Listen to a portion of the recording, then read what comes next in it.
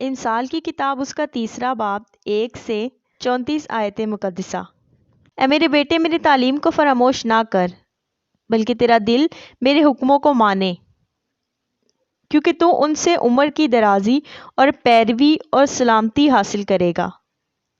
شفقت اور سچائی تجھ سے جدا نہ ہو، تو ان کو اپنے گلے کا طوق بنانا اور اپنے دل کی تختی پر لکھ لینا۔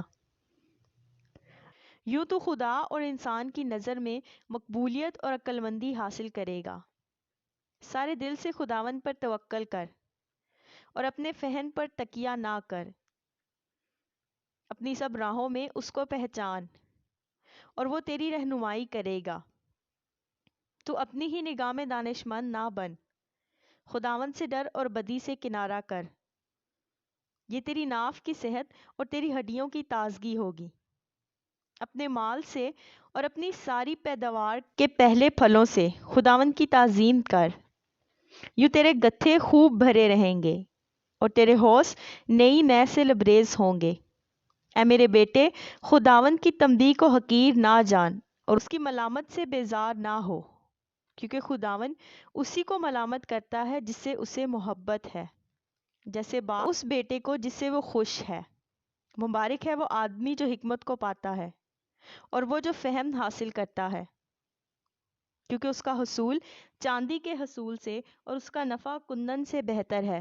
وہ مرجان سے زیادہ بیش بہا ہے اور تیری مرغوب چیزوں میں بے نظیر۔ اس کے دہنے ہاتھ میں عمر کی درازی ہے اور اس کے بائیں ہاتھ میں دولت اور عزت۔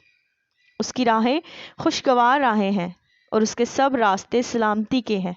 جو اسے پکڑے رہتے ہیں وہ ان کے لیے حیات کا درخت ہے، اور ہر ایک جو اسے لیے رہتا ہے مبارک ہے۔ خداوند نے حکمت سے زمین کی بنیاد ڈالی اور فہم سے آسمان کو قائم کیا۔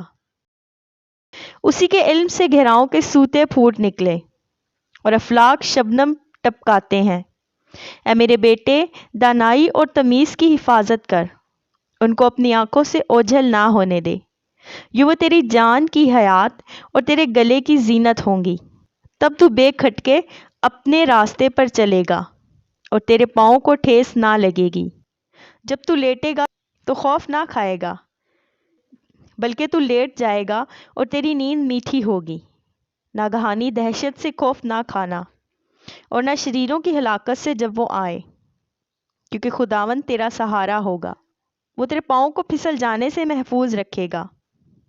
بھلائی کے حقدار سے اسے دریغ نہ کرنا جب تیرے مقدور میں ہو۔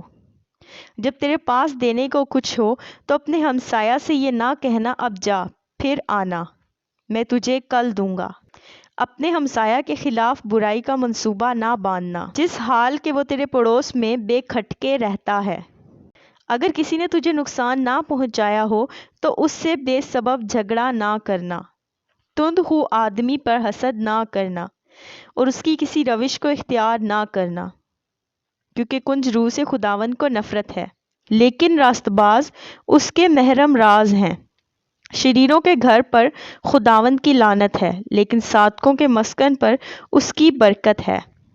یقیناً وہ ٹھٹھا بازوں پر ٹھٹھے مارتا ہے، لیکن فروتنوں پر فضل کرتا ہے۔ دانا جلال کے وارث ہوں گے، لیکن احمقوں کی ترقی شرمندگی ہوگی۔ آمین۔